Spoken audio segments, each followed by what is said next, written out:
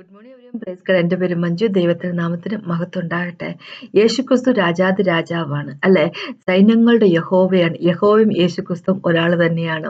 അപ്പോ നമുക്കറിയാം പിശാച് എനിമി അല്ലെ, മനുഷ്യവർഗത്തിന്റെ എനിമി അല്ലെ. എനിമി എന്ന് പറയുമ്പോൾ നമ്മുടെ അയലക്കംകാരൊന്നുമല്ല എനിമി അല്ലെ. നമ്മളുടെ ശത്രുക്കൾ എന്ന് പറയുന്നത് നമ്മുടെ അയലക്കംകാരൊന്നുമല്ല. യഥാർത്ഥത്തിലുള്ള എനിമി എന്ന് പറയുന്ന പിശാചാണ്. അവൻ മഴവെള്ളത്തിന്റെ പാച്ചിൽ പോലെ അല്ലെ, പ്രളയം പോലെ അവൻ വരും മനുഷ്യർക്കെതിരായിട്ട്. പക്ഷേ അപ്പോ നമ്മൾ പേടിക്കേണ്ട കാര്യമില്ല. നമ്മുടെ യേശു അവനാണ് സൈന്യങ്ങളുടെ യഹോവ, അവനാണ് രാജാവ് അല്ലെ. യേശുവാണ് രാജാവ് അല്ലെ. പിശാച് അവനൊരു പ്രളയം പോലെ നമ്മളെ മുക്കിക്കൊല്ലാൻ വേണ്ടി വരുമ്പോ അപ്പോ അവനെതിരായിട്ട് ഹോളി സ്പിരിറ്റ് ഗോഡ് ഒരു ബാനർ ഉയർത്തുക തന്നെ ചെയ്യും. എന്ന് വെച്ച് കഴിഞ്ഞാൽ നമ്മൾ സേഫ് ആയിരിക്കും എന്ന് ചുരുക്കം അല്ലെ. യേശുവിലായിരിക്കുന്ന വ്യക്തികൾക്ക് എതിരായിട്ട് എത്രമാത്രം പ്രളയമായിട്ട് പിശാച് വന്നാലും വലിയ കാര്യമൊന്നുമില്ല. കാര്യം എന്താന്ന് വെച്ച് കഴിഞ്ഞാൽ അതിനെ എതിർക്കാൻ, നമ്മൾക്ക് വേണ്ടി മുമ്പിൽ നിൽക്കാൻ വേണ്ടി, നമ്മളെ പ്രൊട്ടക്ട് ചെയ്യാൻ വേണ്ടി ഒരാളുണ്ട്. അദ്ദേഹത്തിന്റെ പേരാണ് യേശുക്രിസ്തു. അവൻ രാജാതി രാജാവാണ്. ഒന്നിനും തന്നെ അവനെ എതിർക്കാൻ സാധിക്കത്തില്ല അല്ലെ. നമ്മൾ സേഫ് ആണ്. അതിനെപ്പറ്റിയാണ് എനിക്ക് പറയാനുള്ളത്. നമുക്കൊന്ന് പ്രാർത്ഥിച്ച ശേഷം സംസാരിക്കാം. കർത്താവെ സമയത്ത് നന്ദി പറയുന്നു. അങ്ങേക്കായിട്ട് നന്ദി പറയുന്നു കർത്താവേ. അങ്ങയുടെ ചിറങ്കീഴിൽ ഞങ്ങളെ നിർത്തുന്നതിനായിട്ട് നന്ദി പറയുന്നു കർത്താവേ. പിശാചിന്റെ ഒരു തരത്തിലുള്ള വർക്കും ഞങ്ങളെ ബാധിക്കത്തില്ല. കാരണം കർത്താവെ അങ്ങയുടെ ചിറങ്കീഴിലാണ് ഞങ്ങൾ നിർത്തിയിരിക്കുന്നത്. കർത്താവെ thank you so much master. പകൽ പറക്കുന്ന അസ്ത്രങ്ങളെ ഞങ്ങൾ പേടിക്കണ്ട എന്നാ പറഞ്ഞിരിക്കുന്നത് കർത്താവെ. രാത്രി നടക്കുന്ന മഹാമാരിയെ പറ്റി ഞങ്ങൾ തന്നെ ബോധർ ചെയ്യേണ്ട കാര്യമില്ല. കാര്യം എന്താന്ന് വെച്ച് കഴിഞ്ഞാല് അങ്ങയുടെ ചിറകിന്റെ കീഴിലാണ് ഞങ്ങള്. യേശുവെ നന്ദി പിതാവ്. Worship. Thank you Jesus master. Holy spirit ഗോഡിനെ കൊണ്ട് കോഡിനെ തന്ന് മുദ്രയിട്ട് നന്ദി പറയുന്നു. സൃഷ്ടാവായ ദൈവം തന്നെയാണ് ഞങ്ങളുടെ ഗ്യാരണ്ടി കർത്താവ് ലോർഡ് ഫാദർ. അതിൽ കൂടുതൽ എന്ത് ഗ്യാരണ്ടി വേണം കർത്താവ്? ഞങ്ങളുടെ ജീവിതത്തിൽ ഞങ്ങളുടെ ഇറ്റേണിറ്റിന്റെ ഗ്യാരണ്ടി എന്ന് പറഞ്ഞ സൃഷ്ടാവായ ദൈവം തന്നെയാണ്. Thank you Jesus. I praise and worship you mighty father. പിതാവ് അങ്ങേക്കായിട്ട് നന്ദി പറയുന്നു. ഹോളി സ്പിരിറ്റ് ഗോഡ് ഞങ്ങളോട് സംസാരിക്കണമേ, ഞങ്ങളുടെ ഹൃദയത്തെ പ്രിപ്പയർ ചെയ്യണമേ കർത്താവേ. Thank you Jesus master. യേശുവിൻ നാമത്തിൽ തന്നെ ആമേൻ. നമുക്ക് സങ്കീർത്തനം 93 പോകാം. സങ്കീർത്തനം 93 ഒരു ചെറിയ സങ്കീർത്തനമാണ്. 5 വാക്കുകളേ ഉള്ളൂ. പക്ഷെ വളരെ പവർഫുൾ ആയിട്ടുള്ള ഒരു സങ്കീർത്തനമാണിത്. ഇവിടെ ദൈവം ആരെന്നും നമ്മളെ തേടിയെത്തുന്ന പിശാചിനെ ഓർത്ത് നമ്മൾ പേടിക്കണ്ട എന്നുമാണ് ദൈവം പറഞ്ഞിരിക്കുന്നത്. കാര്യം എന്താന്ന് വെച്ച് കഴിഞ്ഞാല് സൈന്യത്തിന്റെ യഹോവയാണ് യേശുക്രിസ്തു എന്ന് പറയുക ഇവിടെ അല്ലെ. എല്ലാത്തിനേക്കാളും വലിയവനാണെന്നും അവൻ രാജാതി രാജാവാണെന്ന് പറയുക. അവന്റെ പടയാളികളാണ് നമ്മള് അല്ലെ.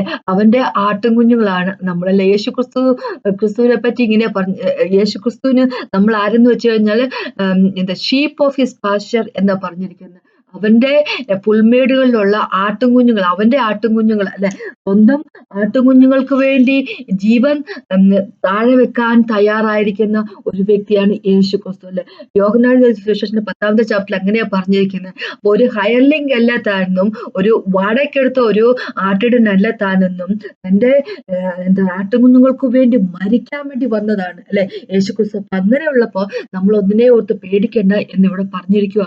93 സങ്കീർത്തനം വളരെ പവർഫുൾ ആയിട്ടുള്ള സങ്കീർത്തനമാണ്. ഇതിങ്ങനെയാ പറഞ്ഞിരിക്കുന്നത്, യഹോവ വാഴുന്നു. ഈ സങ്കീർത്തനം തുടങ്ങുന്നത് തന്നെ ഇങ്ങനെ പറഞ്ഞുകൊണ്ട് യഹോവ വാഴുന്നു.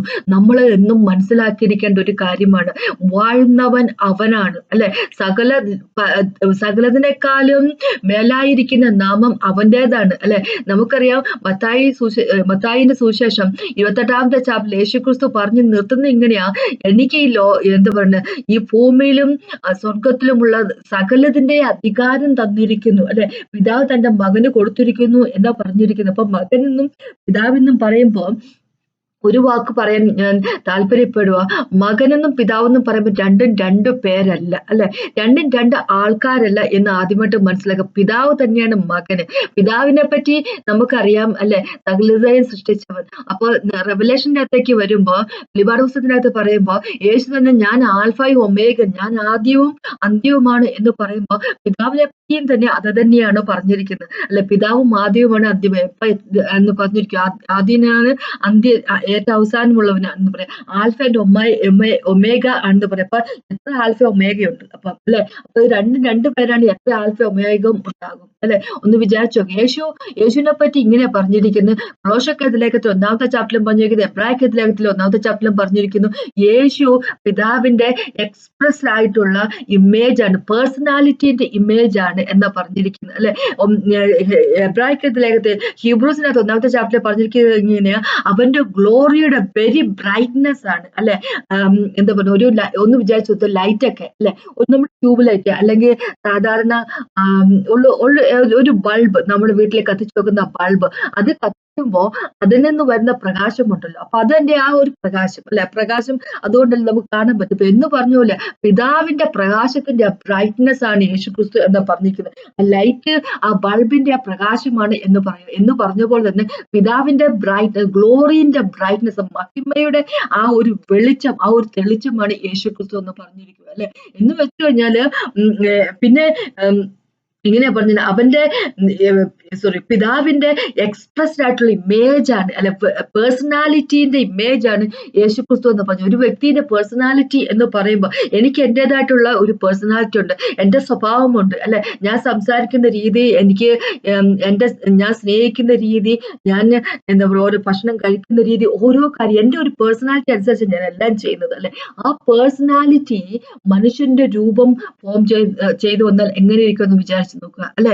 അപ്പോ എന്റെ പേഴ്സണാലിറ്റി ഒരു മനുഷ്യന്റെ രൂപത്തിലേക്ക് വന്നിട്ടുണ്ട്, എങ്ങനെയൊക്കെ നടക്കുന്ന കാര്യമല്ല. പക്ഷെ ഞാനിങ്ങനെ പറയുക, എന്റെ പേഴ്സണാലിറ്റി, ഞാനായിരിക്കുന്നത്, എന്റെ എന്താ പറയാ സത്വം അല്ലെ, എന്റെ ആ ഒരു കോറായിട്ടുള്ള കാര്യം അല്ലെ, അത് ഒരു മനുഷ്യന്റെ രൂപത്തിലേക്ക് വന്നിട്ടുണ്ടെങ്കിൽ എങ്ങനെയൊക്കെ എന്നെ പോലെ തന്നെയായിരിക്കും അല്ലെ.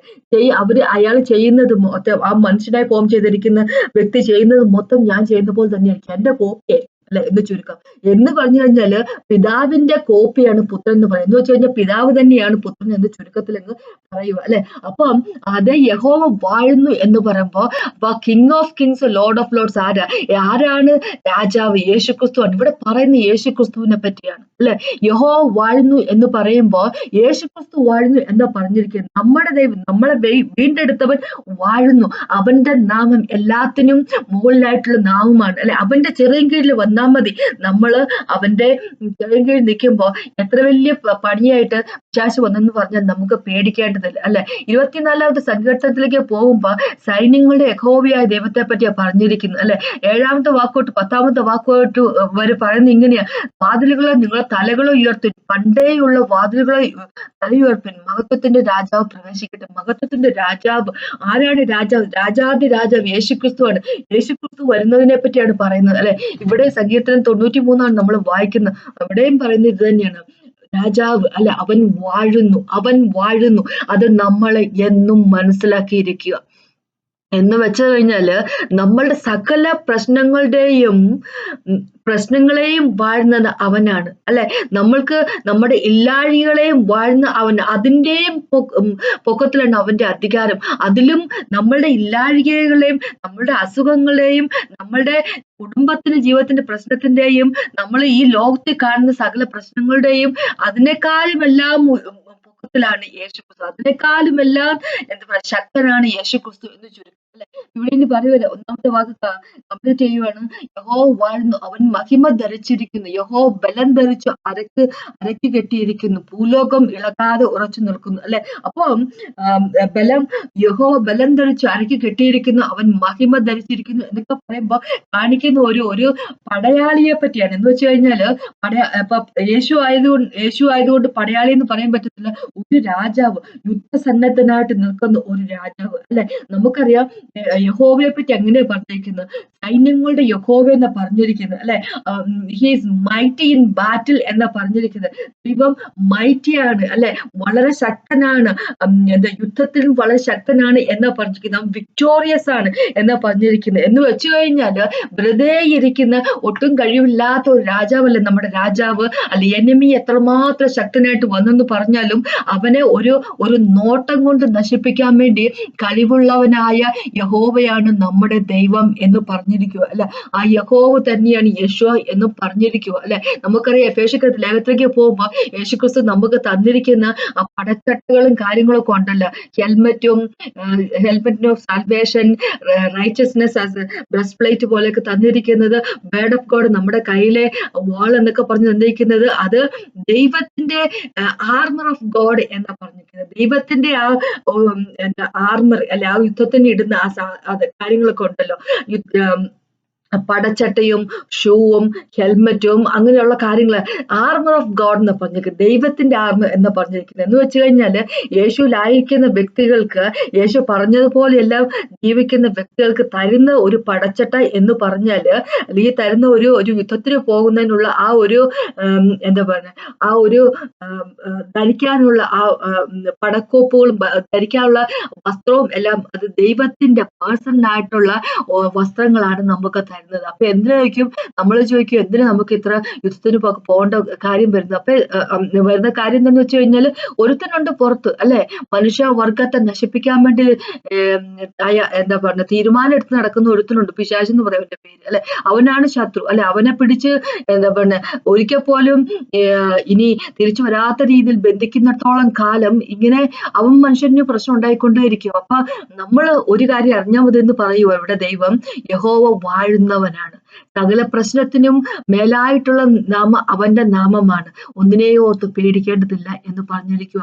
ക്യാൻസറിനെ പേടിക്കേണ്ട കാര്യമില്ല അല്ലെ, ജപ്തിനെ പേടിക്കേണ്ട കാര്യമില്ല, കുഞ്ഞുങ്ങളുടെ വിവാഹം നടക്കുന്നില്ല എന്നോർത്ത് പേടിക്കേണ്ട കാര്യമില്ല എന്ന് ദൈവം പറഞ്ഞിരിക്കുക. കാര്യം അതിനേക്കാളെല്ലാം വലിയ നാമം അവന്റെ നാമമാണ്, യേശു ക്രിസ്തുവിന്റെ നാമമാണ്. അവന്റെ നാമം ഒരു ഫോർട്രസ് പോലെ, ഒരു കോട്ട പോലെയാണ്. നമുക്ക് അതിലേക്ക് ഓടിച്ചല്ല, അതിവിടെ നമുക്ക് ഒളിഞ്ഞിരിക്കും, ആരും വരത്തില്ല അല്ലെ. അവൻ നമ്മുടെ സിറ്റി ഓഫ് റെഫ്യൂജ് ആണ് അല്ലെ. അവന്റെ അകത്ത് വന്നിട്ട് ആരും നമ്മളെ പിടിച്ചോണ്ട് പോകാനൊന്നും പോകുന്നില്ല. ഇങ്ങനെ പറഞ്ഞിരിക്കുന്നു, യഹോവ വാഴുന്നു, അവൻ മഹിമ ധരിച്ചിരിക്കുന്നു, യഹോവ ബലം ധരിച്ചു അരക്ക് കെട്ടിയിരിക്കുന്നു, ഭൂലോകം ഇളകാതെ ഉറച്ചു നിൽക്കുന്നു. അപ്പൊ അവനാണ് എന്താ പറയുക, റെയിൻ ചെയ്യുന്നവൻ അല്ലെ. അവന്റെ ഓർഡറിലാണ് എല്ലാം മുമ്പോട്ട് പോയിക്കൊണ്ടിരിക്കുന്നത്. നമ്മള് ഇവിടെ സങ്കീർത്തനം 119:89 തൊട്ട് 91 വരെയുള്ള വാക്കുകൾ വായിക്കുമ്പോൾ 91 വാക്കിൽ ഇങ്ങനെ പറഞ്ഞിരിക്കുന്നത്, സങ്കീർത്തനം 119:91 വാക്കുകൾ ഇങ്ങനെ പറഞ്ഞിരിക്കുന്നത്, എല്ലാം കണ്ടിന്യൂ ചെയ്യുന്നത് അക്കോർഡിംഗ് ടു ഹിസ് ഓർഡിനൻസ് എന്ന് പറഞ്ഞിരിക്കുന്നത്. യേശുവിന്റെ ഓർഡിനൻസ്, യേശുവിന്റെ കൽപ്പന അനുസരിച്ച് സകലതും മുമ്പോട്ട് പോയിക്കൊണ്ടിരിക്കുന്നു എന്ന് പറഞ്ഞിരിക്കുന്നത്. സകലതും ഈ ലോകത്ത് ചന്ദ്രൻ ഉദിക്കട്ടെ, സൂര്യൻ പ്രകാശിക്കട്ടെ, ഭൂമി ഇത്ര ഡിഗ്രിയിൽ ഈ രീതിയിൽ കറങ്ങട്ടെ അല്ലെ, മഴയുണ്ടാകട്ടെ, വെള്ളമുണ്ടാകട്ടെ അല്ലെ, എല്ലാം സകലതും പറയുന്നത്, സകലതും അതിനൊരു ഓർഡർ കൊടുത്ത് നിർത്തിയിരിക്കുന്നത് ദൈവമാണ് അല്ലെ. യേശുവാണ് ഭൂമിനെ എസ്റ്റാബ്ലിഷ് ചെയ്തിരിക്കുന്നത് അല്ലെ. അതിൻ്റെ അകത്ത് എന്തൊക്കെ കാര്യങ്ങൾ വേണമെന്ന്, എങ്ങനെയൊക്കെ ആയിരിക്കണമെന്ന് യേശു തന്നെയാണ് തീരുമാനിച്ചത്. അപ്പൊ അങ്ങനെയൊക്കെ ഈ ലോകത്തുള്ള ആൾക്കാർ ചെയ്തു കൂട്ടുന്ന പാവങ്ങൾ മൊത്തം ദൈവം പറഞ്ഞിട്ടാണ് അല്ല, അത് ദൈവം പറഞ്ഞിട്ടില്ല, അതൊക്കെ നമ്മുടെ കയ്യിലിരിപ്പത് കൊണ്ട് തന്നെയാണ്. ആ പാവം ഇല്ലാതാക്കുന്നതിനുള്ള കാര്യം യേശുക്രിസ്തു ഓൾറെഡി ചെയ്തു കഴിഞ്ഞു, ക്രോസ് ഓഫ് കാൽവരി മരിച്ചു. അത് ആ യേശുക്രിസ്തുവിനെ വിശ്വസിച്ചുകൊണ്ട് നമ്മൾ യേശുവിന്റെ കൂടെ നിൽക്കുമ്പോൾ, യേശുവിന്റെ കൽപ്പന അനുസരിച്ച് ജീവിക്കുമ്പോൾ, ഹോളി സ്പിരിറ്റ് ഗോഡ് പാവത്തെ അതിജീവിക്കാനുള്ള കഴിവ് നമുക്ക് തരും അല്ലെ. അപ്പൊ അത് മനുഷ്യർക്ക് വേണ്ട. അങ്ങനെയാകുമ്പോൾ നമുക്ക് വേണ്ടി നമുക്ക് ജീവിക്കാൻ സാധിക്കത്തില്ല, ദൈവത്തിന് വേണ്ടി ജീവിക്കണ്ട അല്ലെ. നമ്മളെ വീണ്ടെടുത്തവൻ യേശുക്രിസ്തുവാണ്, അവന്റെ രക്തം കൊടുത്താണ് വീണ്ടെടുത്തതെങ്കിൽ നമ്മൾ അവന് വേണ്ടിയാണ് ജീവിക്കുന്നത്. നമുക്കൊരു ഉടയനുണ്ട്. 1 കൊരിന്ത്യർ ലേഖനത്തിൽ 6-ാമത്തെ ചാപ്റ്ററിൽ അങ്ങനെ പറഞ്ഞിരിക്കുന്നത്, നമ്മൾ വെറുതെ ഉള്ളതല്ല, നമുക്കൊരു ഓണർ ഉണ്ട്. ആ ഓണർ പറയുന്നതനുസരിച്ച് ജീവിക്കേണ്ടി വരും. അപ്പൊ അത് മനുഷ്യർക്ക് സമ്മതമല്ല, അവർക്ക് അവരുടേതായിട്ടുള്ള രീതിയിൽ മോശപ്പെട്ട രീതിയിൽ ജീവിക്കാനും താല്പര്യം അല്ലെ. അപ്പൊ ഇനി 2-ാമത്തെ വാക്കോട്ട് ഇങ്ങനെ പറഞ്ഞിരിക്കുന്നു, നിന്റെ സിംഹാസനം പുരാതനമേ സ്ഥിരമായിരുന്നു അല്ലെ, നീ അനാദിയായുള്ളവൻ തന്നെ. അപ്പൊ അതിനു മുമ്പ് ഞാനൊരു കാര്യം പറയട്ടെ, ഭൂലോകം ഇളകാതെ ഉറച്ചു നിൽക്കുന്നു എന്നിങ്ങനെ ഇവിടെ എഴുതിയിട്ടുണ്ട്. അത് ജഡ്ജ്മെന്റ് സമയത്തെ പറ്റി അല്ല ദൈവം പറഞ്ഞിരിക്കുന്നത്, ജഡ്ജ്മെന്റ് സമയം വരെയുള്ള കാര്യത്തെ പറ്റിയാണ് പറഞ്ഞിരിക്കുന്നത്. ഭൂലോകം അല്ലെ, ഭൂമി അല്ലെങ്കിൽ ലോകം അതിങ്ങനെ ഉറച്ചു നിൽക്കുന്നു എന്ന് പറഞ്ഞിരിക്കുന്ന എന്നേക്കുമായിട്ടുള്ള കാര്യത്തെ പറ്റിയല്ല പറഞ്ഞിരിക്കുന്നത്. എന്താ ഉദ്ദേശിച്ച് വെച്ച് കഴിഞ്ഞാല്, 2-ാമത്തെ പത്രോസിലേക്ക് 3-ാമത്തെ ചാപ്റ്ററിലേക്ക് പോകുമ്പോൾ നമുക്കറിയാം യേശുവിന്റെ വരവിനെ പറ്റി പറഞ്ഞിട്ടുണ്ട് അല്ലെ. മൂലപദാർത്ഥങ്ങൾ എന്താ കത്തി പോകുന്നതിനെ പറ്റി, ഉരുകി പോകുന്നതിനെ പറ്റി പറഞ്ഞിട്ടുണ്ട്. 2-ാമത്തെ പത്രോസിൽ 3-ന്റെ 10-ാമത്തെ ഇങ്ങനെ പറഞ്ഞിരിക്കുന്നത്, കർത്താവിന്റെ ദിനമോ അല്ലെ, അവന്റെ ജഡ്ജ്മെന്റ് ദിവസം, അവന്റെ വരവിനെ പറ്റിയാ പറഞ്ഞിരിക്കുന്നത്. കള്ളനെ പോലെ വരും അല്ലെ. യേശുക്രിസ്തുവിന്റെ വരവിനെ പറ്റി പറയുമോ, അന്ന് ആകാശം കൊടുമുഴക്കത്തോടെ ഒഴിഞ്ഞു പോകും, മൂലപദാർത്ഥങ്ങൾ കത്തിയഴിയുകയും ഭൂമിയും അതിലുള്ള സകല പടികളും വെന്തു പോവുകയും ചെയ്യും അല്ലെ. അപ്പൊ യേശുവിന്റെ വരവിനെ പറ്റിയുള്ള കാര്യത്തെ പറ്റിയല്ല പറയുന്നത്. നമുക്ക് പിന്നെ അറിയാം, വെളിപാട് പുസ്തകത്തിന് 20-ലേക്ക് വരുമ്പോഴൊക്കെ പറഞ്ഞിട്ടുണ്ട്, 11-ാമത്തെ വാക്ക് എന്താ പറയുക, ദൈവത്തിന്റെ ആ സന്നിധിയിൽ നിന്ന്, ആ വൈറ്റ് ത്രോൺ ജഡ്ജ്മെന്റിൽ, ആ വെള്ള സിംഹാസനത്തിലിരിക്കുന്ന യേശുക്രിസ്തുവിന്റെ മുമ്പിൽ നിന്നും ഭൂമിയും ആകാശവും ഓടി ഒളിക്കുന്നതിനെ പറ്റി പറഞ്ഞിരിക്കും അല്ലെ. അപ്പൊ ആ ഒരു സമയത്തെ പറ്റി അല്ല അല്ല പറയുന്നത്. ഇപ്പോഴുള്ള കാര്യത്തെ പറ്റി പറയുക. ഇപ്പൊ ഭൂമി ഇളകാൻ നിൽക്കുന്നു. കാരണം നേരത്തെ നമ്മൾ പറഞ്ഞ പോലെ സങ്കീർത്തനം 119:91 പറഞ്ഞ പോലെ അതിന് ദൈവം ഒരു ഓർഡർ കൊടുത്ത് നിൽക്കുന്നു. ആ ഓർഡർ അനുസരിച്ച് അത് മുമ്പോട്ട് പോകുന്നു. ഇന്ന സമയത്ത് ഇന്ന മാസങ്ങളില് മഴ ഉണ്ടാകണം എന്ന് ദൈവം ഈ പ്രകൃതിയോട് ഒരു ഓർഡർ കൊടുത്തിരിക്കുകയാണ്. ആ ഓർഡർ അനുസരിച്ച് പോകത്തുള്ളൂ. ദൈവം മനുഷ്യർക്ക് ഓർഡർ കൊടുത്തു കഴിഞ്ഞാൽ മനുഷ്യർ ചെയ്യാനൊന്നും പോകുന്നില്ല. പക്ഷേ എന്താ പറയുക, ദൈവത്തിന്റെ സൃഷ്ടിയിൽ വെച്ച് ഏറ്റവും അനുസരണ ഇല്ലാതിരിക്കുന്ന ആർക്കാന്നറിയാമോ? മനുഷ്യർക്കാ. ദൈവം പറഞ്ഞാൽ കുറച്ചു പേര് ചെയ്യും, കുറച്ചു പേര് ചെയ്യത്തില്ല. പക്ഷെ വേറെ ആയിട്ടുള്ള സകല സൃഷ്ടികളുണ്ടല്ലോ, ആനിമൽസും മൃഗങ്ങളും പക്ഷികളും സകല ചരാചരങ്ങളും കല്ലും പ്രകൃതിയും എല്ലാം ആകാശം ഭൂമിയും എല്ലാം ദൈവം എന്ത് പറയുന്നു അതുപോലെ തന്നെ കേൾക്കും. പക്ഷെ മനുഷ്യനെ കൊണ്ട് ഒന്ന് അനുസരിപ്പിക്കാന്ന് പറഞ്ഞു കഴിഞ്ഞാൽ എന്റെ പൊന്നു, അത് ഒരു ഒന്നൊന്നര തച്ചു പണി തന്നെയാണല്ലേ. ബാക്കി സകലതും ദൈവം പറയുന്നത് കേൾക്കും അല്ലെ. അപ്പൊ ഈ ലോകത്തിൽ, ഈ ഭൂമിയിൽ, ഈ എൻവയോൺമെന്റിൽ നടക്കുന്ന കാര്യത്തെല്ലാം യേശു എന്താ പറഞ്ഞ പറഞ്ഞ് വെച്ചിരിക്കുന്നത്. യേശുവിന്റെ കൽപ്പനയുണ്ട്. ആ കൽപ്പന അനുസരിച്ചാണ് നടക്കുന്നത്. രണ്ടാമത്തെ വാക്കോട്ട് പറയാ, നിന്റെ സിംഹാസനം പുരാതനമേ സ്ഥിരമായിരുന്നു അല്ലെ. യേശുവിന്റെ സിംഹാസനം പുരാതനമേ സ്ഥിരമായിരിക്കുന്നു. നീ അനാദിയായുള്ളവൻ തന്നെ. യഹോവേ, പ്രവാഹങ്ങൾ ഉയർന്നു. ആദ്യത്തെ ഒന്നാമത്തെ വാക്കിലും രണ്ടാമത്തെ വാക്കിലും ദൈവം ആരാണെന്ന് പറഞ്ഞ് നമുക്ക് പറഞ്ഞു തരുവാണ്.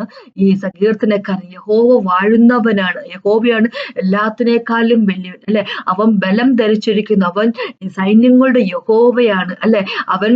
അവന്റെ സിംഹാസനം എന്നേക്കുമുള്ളതാണ്, സകലതും അവൻ പറയുന്നത് കേട്ട് മാത്രമാണ് ധരിക്കുന്നത് എന്ന് പറഞ്ഞതിന് ശേഷം പറയുവാണ്, യഹോവ പ്രവാഹങ്ങൾ ഉയരുന്നു, അത് ഫ്ലഡ് വരുന്നു അല്ലെ. പ്രവാഹങ്ങൾ ശബ്ദം ഉയർത്തുന്നു, പ്രവാഹങ്ങൾ തിരമാലകൾ ഉയർത്തുന്നു. സമുദ്രത്തിലെ വൻ തിരകളായ പെരുവെള്ളങ്ങളുടെ മുഴക്കങ്ങളെക്കാളും ഉയരത്തിൽ യഹോവ മഹിമയുള്ളവൻ. നിന്റെ സാക്ഷ്യങ്ങൾ ഇത്രയും നിശ്ചയമുള്ളവ.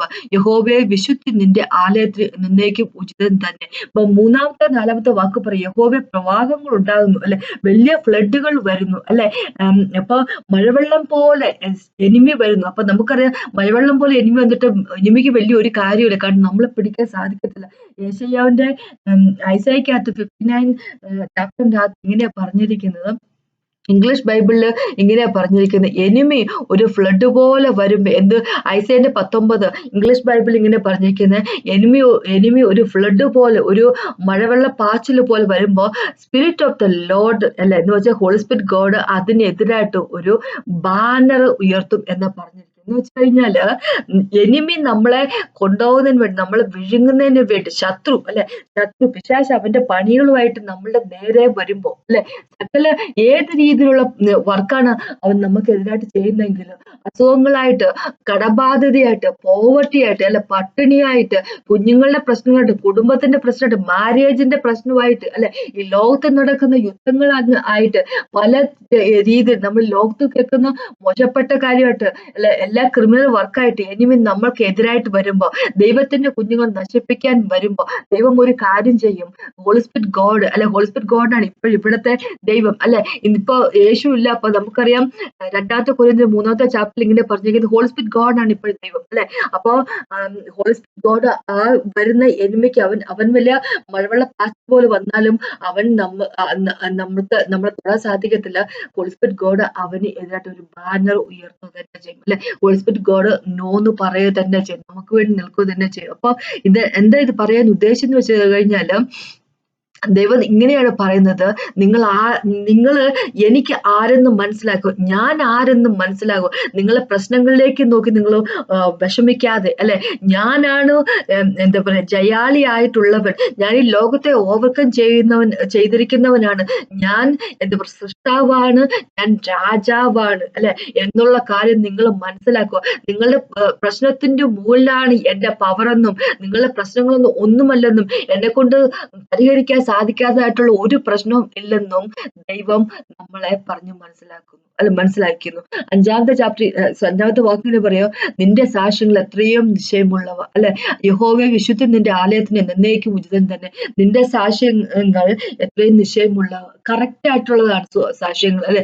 യേശുവിന്റെ സാക്ഷ്യങ്ങൾക്ക് ആരും തന്നെ കള്ളസാക്ഷ്യം പറയേണ്ട ഒരു കാര്യവുമില്ല അല്ലെ. യേശുവിനെ പറ്റി ആർക്കും ഒരു കള്ളസാക്ഷ്യം പറയേണ്ട ഒരു കാര്യമില്ല. കാര്യം എന്ന് വെച്ചാൽ ചെയ്യുന്നത് എല്ലാം വളരെ കൃത്യമായിട്ടുള്ള കാര്യങ്ങളാണ് അല്ലെ? നമ്മള് നനയ്ക്കുന്നതിനും വിചാരിക്കുന്നതിനും നമ്മൾ ചോദിക്കുന്നതിനൊക്കെ അത്യന്തം പരമായിട്ട് അല്ലെ, നമ്മൾ വിചാരിക്കാത്ത രീതിയിലും കൂടെ കാര്യങ്ങൾ ചെയ്തു തരുന്നവനാണ് യേശു ക്രിസ്തു. യേശുവിന് വേണ്ടി കള്ളസാക്ഷി ആരും പറയേണ്ട ഒരു കാര്യവുമില്ല അല്ലെ, കള്ളസാക്ഷ്യത്തിന്റെ ആവശ്യമില്ല. അങ്ങനെ ഫേമസ് ആയി നടക്കുന്നവനല്ലേ യേശു ക്രിസ്തു അല്ലെ. സൃഷ്ടാവായ ദൈവമാണ് യേശു ക്രിസ്തു. അപ്പൊ ഇവിടെ നമ്മളോട് ദൈവം എന്ത് പറയാൻ ഉദ്ദേശിക്കുന്ന കാര്യം ഇതാ, നിങ്ങളുടെ സാഹചര്യത്തെ നോക്കി പേടിക്കേണ്ട കാര്യമില്ല. ഒരു കാര്യം മാത്രം ഒന്ന് ഓർത്തിരുന്നാൽ മതി, അവൻ രാജാവാണ്, അവൻ വാഴുന്നവനാണ്. നിങ്ങളുടെ പ്രശ്നത്തിന് പൊക്കത്തിലും വാഴുന്നവൻ. സങ്കീർത്തനം 29 വരുമ്പോ അത് തന്നെയാ പറഞ്ഞിരിക്കുന്നത്. 10-11 ഇങ്ങനെ പറഞ്ഞിരിക്കുന്നത്, യഹോവ പ്രളയത്തിന് മീതെ ഇരുന്നു, യഹോവ എന്നേക്കും രാജാവായിരിക്കുന്നു, യഹോവ തന്റെ ജനത്തിന് ശക്തി നൽകും, യഹോവ തന്റെ ജനത്തെ സമാധാനം നൽകി അനുഗ്രഹിക്കും അല്ലെ. യഹോവയാണ് ശക്തിപ്പെടുത്തുന്നവൻ, യഹോവയാണ് സമാധാനം നൽകുന്നവൻ. അവന്റെ ജനത്തിന് സമാധാനം കൊടുക്കുവാൻ തീരുമാനം എടുത്തിരിക്കുന്നവനാണ്. നമ്മള് ദൈവത്തിന്റെ ഒപ്പമാണെങ്കിൽ, യേശുവിന്റെ ഒപ്പമാണ് ജീവിച്ചു പോകുന്നത്. അവനിൽ നമ്മൾ ഇരിക്കുകയും എന്താ പറയുക, ചരിക്കുകയും ജീവിക്കുകയും നമ്മുടെ ബീയിങ്ങും അവനിൽ തന്നെ ആണെങ്കിൽ അല്ലെ, അങ്ങനെ ഉള്ളവർക്ക് സമാധാനം കൊടുക്കുക എന്നുള്ള ആ ദൈവത്തിന്റെ വാക്കാണ്. ദൈവം അത് ചെയ്യുക തന്നെ. നമ്മുടെ പ്രശ്നങ്ങളിലേക്ക് നോക്കി നമ്മൾ കൽപ്പിച്ചാൽ മതി അല്ലെ, നമ്മുടെ പ്രശ്നങ്ങളിലേക്ക് നോക്കി നമുക്ക് കൽപ്പിക്കാം. അതെന്നാ ആ പ്രശ്നങ്ങൾ നമ്മുടെ ജീവിതത്തിലേക്ക് പോകുന്നതിന് വേണ്ടി. കാരണം നമ്മളായിരിക്കുന്നത് അവനിലാണ് അല്ലെ. യേശുക്രിസ്തു എന്തെങ്കിലും പ്രശ്നങ്ങൾ വന്നു കഴിയുമ്പോൾ ഇരുന്ന് കുത്തിയിരുന്ന് കരയത്തില്ലല്ലോ അല്ലെ. നമ്മളെപ്പോലെ ഇരുന്ന് കരയുന്നവനല്ലല്ലോ യേശുക്രിസ്തു അല്ലെ. പ്രശ്നങ്ങളെ നോക്കിക്കൊണ്ട് ഗെറ്റ് ഔട്ട് എന്ന് പറയാൻ ഉള്ള ഒരു ശക്തി യേശുവുണ്ട്. കാരണം യേശുവിന് അറിയാൻ താൻ ഈ ലോകത്തെ ഓവർകം ചെയ്തവനാണ്. സകലത്തിന്റെയും മുകളിലുള്ള പേരാണ് എന്റെ പേര് എന്നുള്ള കാര്യം യേശുവിന് തന്നെ അറിയാം അല്ലെ. അപ്പൊ അതുകൊണ്ട് ദൈവം നമ്മളോട് ഇതാ പറയുന്നത് അല്ലെ, പ്രശ്നങ്ങളിലേക്ക് നോക്കി നിങ്ങൾ സങ്കടപ്പെടേണ്ടതില്ല. എന്ത് തരത്തിലുള്ള പ്രശ്നം ആയിക്കോട്ടെ, പക്ഷെ അതിനേക്കാളും മേലായിട്ടുള്ള ഒരു പേരാണ് യഹോവയുടെ പേര്, യേശു ക്രിസ്തുവിന്റെ പേര്. യേശുവിന്റെ പേരാണ് എല്ലാത്തിനേക്കാളും, യേശു ക്രിസ്തുവിന്റെ പേരാണ് എല്ലാത്തിനേക്കാളും വലിയ പേര് അല്ലെ. നമ്മളുടെ സകല വിധത്തിലുള്ള ബുദ്ധിമുട്ടുകളെക്കാളും എല്ലാം വലിയവൻ അവൻ തന്നെയാണ്. അതിനേക്കാൾ ഉപരിയായിട്ട് ഒരു കാര്യം പറയട്ടെ, അവൻ നമ്മളെ വളരെയധികം സ്നേഹിക്കുന്നു. അവൻ നമ്മളെ വളരെയധികം സ്നേഹിക്കുന്നു അല്ലെ. ഒന്നിനും തന്നെ അവന്റെ കയ്യിൽ നമ്മളെ എടുത്തോണ്ട് പോകാൻ സാധിക്കത്തില്ല. അത് മനസ്സിലാക്കുക അല്ലെ. ഒരു പ്രശ്നത്തിനും നമ്മൾ ചെയ്യുന്ന ഒരു കുറ്റങ്ങൾക്കും അവനെ കൊണ്ട് നമ്മളെ എന്താ പറയുക, വെറുപ്പിക്കാൻ സാധിക്കത്തില്ല. അവനൊരു തീരുമാനം എടുത്തതുമാണ്, യേശുക്രിസ്തു തീരുമാനമെടുത്തതാണ് നമ്മളെ സ്നേഹിക്കുക എന്നുള്ളത്. അത് അങ്ങനെ തന്നെയായിരിക്കും ലോകത്തിന്റെ അവസാനം വരെ. അപ്പൊ എനിക്ക് ഇന്ന് ഇതാ പറയാനുള്ളത്, ദൈവം അല്ലെ സകല വിധത്തിലുള്ള പിശാചിന്റെ വർക്കിന് എതിരായിട്ട് നമ്മളുടെ കൂടെ നിൽക്കുക തന്നെ ചെയ്യും അല്ലെ. നമ്മളുടെ പ്രശ്നങ്ങളെ നോക്കാതെ അവന്റെ മുഖത്തേക്ക് മാത്രം നോക്കിയാൽ മതി അല്ലെ. നമുക്കത് ഇപ്പൊ ഞാൻ പറഞ്ഞുകൊണ്ടിരിക്കുന്ന സമയത്തും കൂടെ എത്രയോ മനുഷ്യ പ്രശ്നം കൂടെ കടന്നു പോയിക്കൊണ്ടിരിക്കുക. അപ്പൊ ദൈവം ഇതാ പറയുന്നത്, അവന്റെ മുഖത്തേക്ക് നോക്കിയാൽ മതി, അവനെ വാഴ്ത്തിയാൽ മതി. പ്രശ്നങ്ങളുടെ നടുക്ക് നിൽക്കുമ്പോൾ നമുക്കൊന്ന് ചങ്ക് തുറന്ന് അവനെ ഒന്ന് വർഷിപ്പ് ചെയ്യാൻ സാധിക്കുമെങ്കിൽ, അവനൊന്ന് ആരാധിക്കാൻ സാധിക്കുമെങ്കിൽ അല്ലെ, അപ്പോ നമ്മുടെ പ്രശ്നത്തിന് പരിഹാരമുണ്ട്. ഒന്ന് മുട്ടുകുത്തിക്കൊണ്ട് അല്ലെ, നമ്മൾ പ്രശ്നങ്ങൾ വരുമ്പോൾ നമ്മൾ കരഞ്ഞുകൊണ്ട് തലങ്ങും വിലങ്ങും ഓടി നടക്കാതെ, സകല പാസ്റ്റർമാരുടെ കയ്യിലും പ്രെയർ പോയിന്റ് കൊടുക്കാൻ വേണ്ടി ഓടി നടക്കാതെ, കോൺഗ്രേഷൻ മെമ്പേഴ്സിനെ വിളിച്ചിട്ട് എനിക്ക് വേണ്ടി പ്രാർത്ഥിക്കാൻ, ഞാൻ ഭയങ്കര പ്രശ്നത്തിലാണെന്ന് പറഞ്ഞ് നടക്കാതെ അല്ലെ. അതൊക്കെ ചെയ്യുന്നത് തെറ്റാന്നല്ല, പക്ഷെ അതിനേക്കാൾ ഉപരിയായിട്ടും പ്രശ്നത്തിന്റെ നടുക്ക് നിന്നുകൊണ്ട് ആരാധിക്കാൻ സാധിക്കുമെങ്കിൽ അല്ലെ, ഒന്ന് കൈപൊക്കി ഒന്ന് ആരാധിക്കാൻ, സ്തുതി പറയാൻ സാധിക്കുമെങ്കിൽ, നമ്മൾക്ക് വേണ്ടി ഇറങ്ങി വരുന്നവനാണ് സൈന്യങ്ങളുടെ യഹോവ. അത് മറക്കരുത് എന്നാണ് യേശുക്രിസ്തു നമ്മളോട് പറഞ്ഞിരിക്കുന്നത്. എനിക്കറിയത്തില്ല ആർക്കു വേണ്ടിയാണ് ഞാൻ സംസാരിക്കുന്നതെന്ന് അല്ലെ, പക്ഷെ ആർക്കു വേണ്ടിയാന്ന് പറഞ്ഞാലും ഇത് മാത്രം ഒന്ന് വിചാരിച്ചാൽ മതി, സകല പ്രശ്നത്തിനും മേലാണ് അവന്റെ നാമം. സകലതിനേക്കാളും വലിയവനാണ് യേശുക്രിസ്തു. അവൻ ജയാളിയാണ്, അവൻ രാജാവാണ് അല്ലെ. നമ്മുടെ പ്രശ്നങ്ങളൊന്നും അല്ല ദൈവത്തിന്. നമ്മുടെ പ്രശ്നങ്ങളൊക്കെ എന്നാ പ്രശ്നമായി ശരിക്കും പറഞ്ഞു അല്ലെ. അത് ദൈവത്തെ കൊണ്ട് പരിഹരിക്കാൻ സാധിക്കാത്തതായിട്ട് ഒന്നും തന്നെ ഇല്ല. അതെപ്പോഴും മനസ്സിലാക്കിയിരിക്കുക. പ്രത്യാശ വെക്കുക അവനില്ല, അവന്റെ ചിറകിലേക്ക് പ്രത്യാശ വെക്കുക. അതിനെപ്പറ്റിയാണ് എനിക്ക് പറയുന്നത്. നമുക്കൊന്ന് പ്രാർത്ഥിച്ചുകൊണ്ട് കർത്താവ് സമയത്തായിട്ട് നന്ദി പറയുന്നു. കർത്താവ്, thank you Jesus, must praise and worship you. അങ്ങനെ പോലെ ദൈവമില്ല, അങ്ങയുടെ സ്നേഹം പോലെ ഒരു സ്നേഹമില്ല. ഞങ്ങളെ ആരും തന്നെ തേടി എത്തിയിട്ടില്ല കർത്താവേ, അങ്ങല്ലാതെ കർത്താവേ. ലോർഡ് ഫാദർ ഗോഡ്, ഞങ്ങൾ മരിച്ചവരായിരുന്നപ്പോൾ ഞങ്ങൾ തേടിയെത്തി ഞങ്ങളെ സ്നേഹത്തോടെ കൈക്കൊണ്ടവൻ അങ്ങ് കർത്താവ്. അതുകൊണ്ട് തന്നെ കർത്താവ്, ഞങ്ങൾ ഇന്ന് ഞങ്ങളുടെ പ്രശ്നങ്ങളുടെ നടുക്ക് ഒരാൾ പോലും കർത്താവ് ഉപേക്ഷിച്ച് കളയത്തില്ല. Thank you Jesus master God. അങ്ങയുടെ കൈകളും എന്നും ഉള്ളത് കൊണ്ട് ഞങ്ങളുടെ കൂടെ ഉള്ളതിനായിട്ട് നന്ദി പറയുന്നു കർത്താവ്. Thank you Jesus master. Praise and worship you. കർത്താവെ, എന്നെ കേട്ടോണ്ടിരിക്കുന്ന ഓരോ വ്യക്തിനോട്ട് പ്രാർത്ഥിക്കുന്നു. അവരുടെ ജീവിതത്തിന് കൂട്ടാളിയായിട്ട് അങ്ങ് ഉണ്ട് എന്നുള്ളതിനായിട്ട് അവരെ അനുഗ്രഹിക്കുന്ന ഒരുപാട് എന്നുള്ളതിനായിട്ട് നന്ദി പറഞ്ഞു. യേശുവിന്റെ നാമത്തിൽ ആമേൻ. Thank you Jesus master. സകല വിധത്തിലുള്ള അനുഗ്രഹം അവർക്ക് ഉണ്ടാകട്ടെ. ഒരു കുഞ്ഞുങ്ങളുടെ ജീവിതവും പഠിത്തവും കർത്താവ് അവർ പുറത്തു പോകും വീടിനകത്ത് വരുമ്പോഴും കർത്താവ് പ്രൊട്ടക്ട് ചെയ്യാൻ അപേക്ഷിക്കുന്നു. അവർ മാരേജുകളെ പ്രൊട്ടക്ട് ചെയ്യാൻ അപേക്ഷിക്കുന്നത്, ഫൈനാൻസിനെ പ്രൊട്ടക്ട് ചെയ്യാൻ അപേക്ഷിക്കുന്നു കർത്താവിനോട്. അത് ഫ്ലറിഷ് ചെയ്യാനുള്ള കഴിവ് കൊടുക്കണം അപേക്ഷിക്കുന്നു കർത്താവ്. റൈച്ചസ് അങ്ങയുടെ കോട്ടയാടിൽ കർത്താവ് വളർന്നു വരുന്ന പാം ട്രീ പോലെയായിരിക്കും കർത്താവിനോട്. Thank you so much master God. Master God, താങ്ക്യുടെ പ്രതിപാദക അവര് വിവാഹത്തെ ഓർത്ത് പ്രാർത്ഥിക്കുന്നു കർത്താവിനോട്. ഫാദർ, മാരേജിനോർത്ത് പ്രാർത്ഥിക്കുന്നു കർത്താവെ. അനുഗ്രഹിക്കുന്ന അപേക്ഷിക്കുന്ന യേശുവിന്റെ നാമത്തിൽ. കേട്ട ദൈവത്തിന് നാമത്തിൽ മഹത്വം ഉണ്ടാകട്ടെ.